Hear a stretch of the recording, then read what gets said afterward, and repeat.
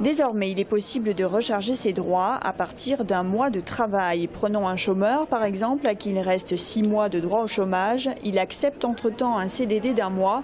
À la fin de son CDD, il lui restera donc 7 mois de droit. Sur le principe, ça n'a pas l'air mal, sauf que dans les faits, le but c'est d'inciter les gens à prendre tout ce qui se présente. Donc reprendre y compris des boulots mal payés, très courts, sous-qualifiés.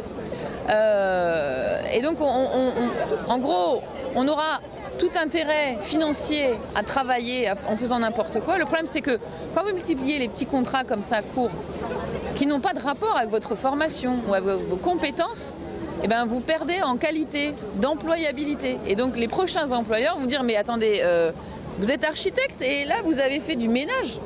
Qu'est-ce que ça veut dire?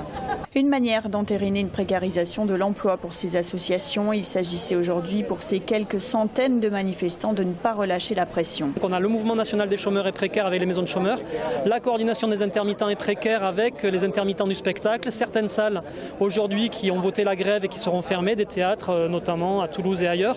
Donc une mobilisation qui reste forte et qui en plus trouve un bon équilibre entre des chômeurs non intermittents et les intermittents qui dépendent aussi de l'assurance chômage. En fin de matinée, les manifestants ont choisi de converger vers le pôle emploi de la place Occitane. Des agents de Pôle emploi, peu d'ailleurs, étaient présents ce matin. Ils dénoncent cette réforme sur la forme et sur le fond. Ça va être très difficile d'expliquer aux demandeurs d'emploi parce que quelque part nous-mêmes, est-ce qu'on le maîtrise complètement? Donc je pense que malheureusement ça va créer des tensions encore de chaque côté du guichet. Seuls les chômeurs et parmi eux ceux qui sont indemnisés vont devoir contribuer à combler ce déficit. Et dans une période comme celle d'aujourd'hui où le pouvoir d'achat baisse, où les prélèvements sociaux sont importants et autres, ça va appauvrir encore plus les plus pauvres d'entre nous. Donc c'est un effet récessif très important et ça on le condamne totalement. L'entrée en vigueur officielle de cette mesure, c'est aujourd'hui, mais d'un point de vue informatique, ce ne sera que le 20 octobre.